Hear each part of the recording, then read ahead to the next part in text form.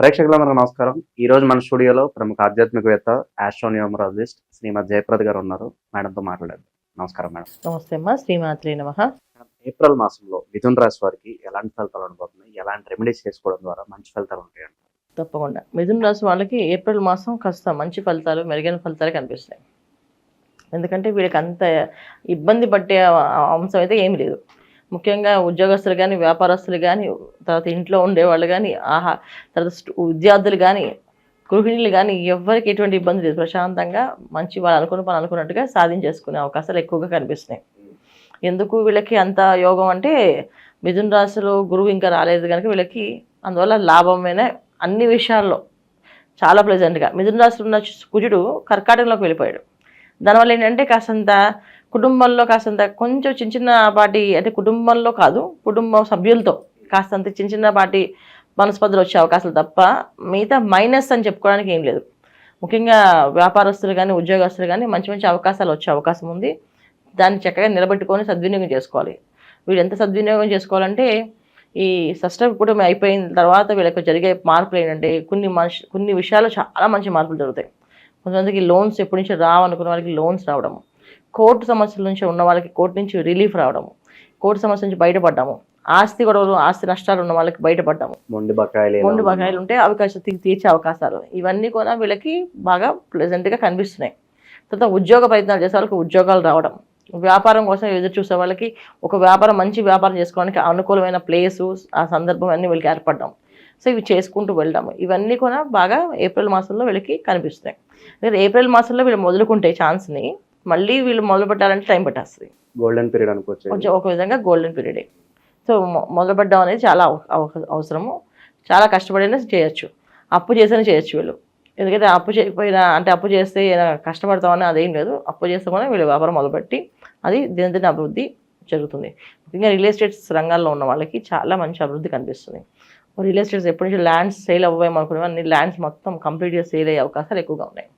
వీళ్ళకి ఎంత అదృష్టం యోగాలంటే మిథున రాశి వాళ్ళకి ఈ మాసం అన్నీ బాగున్నాయి. వీళ్ళు కొంచెం జాగ్రత్త పడి, అంటే ఇప్పుడు దాకా ఏంటంటే ఏం చేసినా కలిసి రాలేదు దాని మాట వర్డ్ పక్కన పడేసి కలిసి వస్తుందని చెప్పి అనుకుంటూ ముందుకు వెళ్తే చక్కగా పనులు జరుగుతాయి. వివాహాలు అవ్వట్లేదు అనుకున్న వివాహాలు అయ్యే అవకాశం ఉంటుంది. భార్యాభర్తల మధ్య సమస్యలు వచ్చి విడిపోయిన వాళ్ళు కూడా కలిసే అవకాశం ఎక్కువగా ఉంది. ఎప్పుడైతే వీళ్ళు కలిసే అవకాశం ఉందో, ఎప్పుడైతే కలుస్తారో చాలా ఇంట్లో కొన్ని ఆనంద విషయాలు, శుభకార్యాలు జరిగే అవకాశం ఉంది. సంతాన యోగాలు, సంతాన భాగ్యాలు వచ్చే అవకాశాలు ఎక్కువగా ఉన్నాయి. సో అన్ని ప్రయత్నాల్లో చేసుకుంటే సఫలీకృతం అనేది కనిపిస్తుంది మిథున రాశి వాళ్ళకి. పెద్ద కష్టపడి ఇబ్బంది పడే అవకాశం అయితే కనిపించట్లేదు. అవకాశాల పరంగా ఎలా ఉండబోతుంది? కొత్త అవకాశాలు రావడం, కొత్త అవకాశాలు ప్రయత్నం చేయాలమ్మా. ప్రయత్నం చేస్తూనే వస్తాయి. ఎందుకంటే రావులే చేస్తున్నా రావులే అనుకుంటే రాదు. అదే వస్తుంది, ప్లాన్ చేస్తే వస్తుంది. తర్వాత ట్రేడింగ్ వాటి మీద కాన్సన్ట్రేషన్ పెడితే అది కొంచెం జరిగే అవకాశం ఉంది లాభాల్లో. సో ఇవన్నీ కూడా మంచి మంచి అవకాశాలే మిథున రాశి వాళ్ళకి చైత్ర మాసంలో, ఏప్రిల్ మాసంలో వీళ్ళకి కాస్త చాలా మంచి మంచి అనుకూలమైనవి కనిపిస్తున్నాయి. కాస్త వీళ్ళకి కొంచెం ధైర్యం చేసి ముందుకు వెళ్ళాలి అంతే. బద్దకించి చేయలేము, మన వల్ల కాదులే, మన వల్ల ఎక్కడ చేస్తాం అనుకుంటే కాదు. ఎవరో ఒకరు వచ్చి వాళ్ళు సహాయం చేస్తూ ఉంటారు, మీరు చేయండి, మేము చేద్దాం, కలిసి చేద్దాం అంటారు. అలా కలిసి చేద్దాం అనేది వీళ్ళకి బాగా కలిసి వస్తుంది. అలా కలిసి వ్యాపారాలు చేయడం కానీ, పార్ట్నర్షిప్లో వెళ్ళి చేయడం కానీ ఇంకా బ్రహ్మాండంగా వస్తుంది. ముఖ్యంగా స్త్రీల వల్ల వీళ్ళకి బాగా లాభం ఉంది.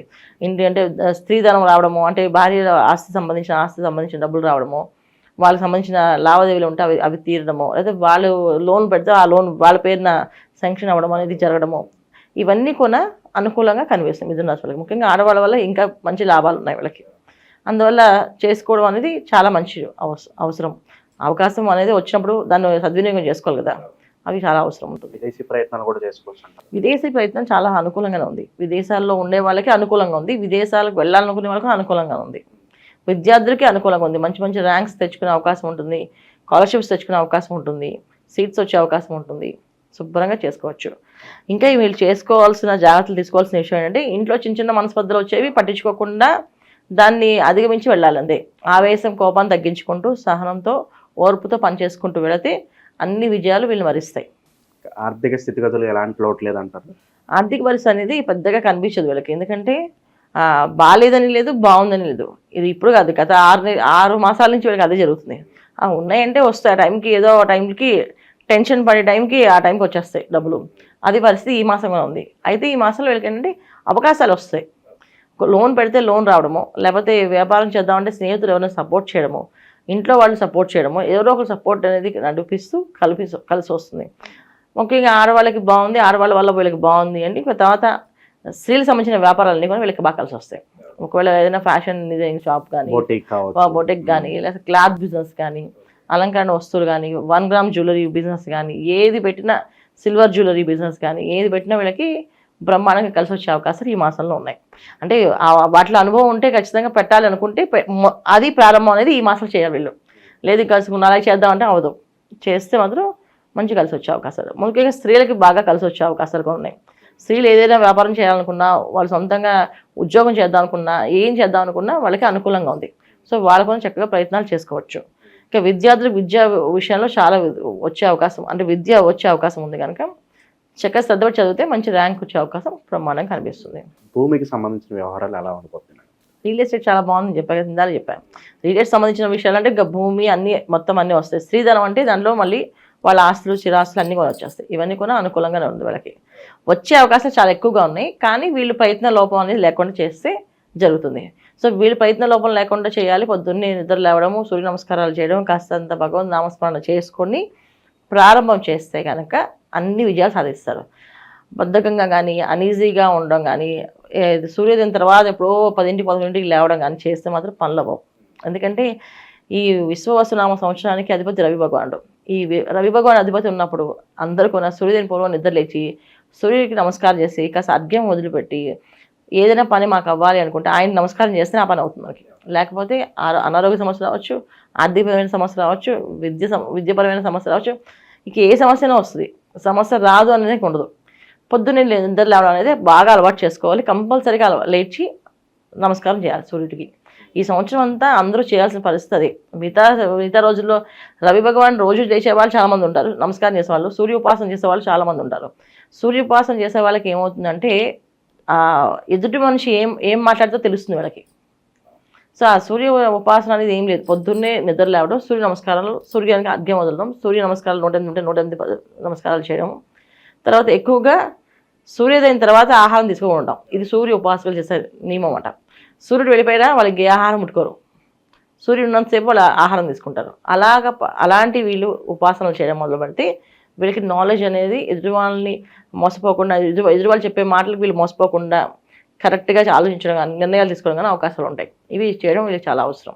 ఇంకా ఈ సూర్య నమస్కారాలతో పాటు ఇంకా దైవారాధన విషయంలో ఎలాంటి విశేషాలు వీళ్ళు చేసుకుంటే బాగుంటుంది? రుద్రాభిషేకము, శివాభిషేకము, ఇంట్లో రుద్రాభిషేకం చేయించుకోవడము, మహాన్యాస పూర్వ రుద్రాభిషేకం చేయించుకోవడము, ఇంట్లో లలిత పారాయణ చేయించుకోవడము, విష్ణు సహస్రనామ పారాయణ చేయించుకోవడము. తర్వాత చాలామంది ఇంట్లో భగవత్ శ్లోకాలు కూడా పారాయణ చేస్తారు ఈ మధ్యకాలంలో. ఇప్పుడు ఇంతమంది లలిత సహస్రము, విష్ణు సహస్రం చేస్తున్నారు. భగవద్గీత శ్లోకాలు అన్నీ కూడా పారాయణ చేసే బృందం తయారైంది ఇప్పుడు.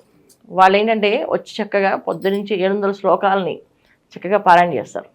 చక్కగా భజనలాగా అదంతా పారాయణ చేసి వెళ్తారు. అది వింటే అదృష్టం, అది చేయించుకుంటే ఇంకా మహాభాగ్యం. అలా చేయించుకునే అవకాశం ఉంటే చేయించుకోవచ్చు.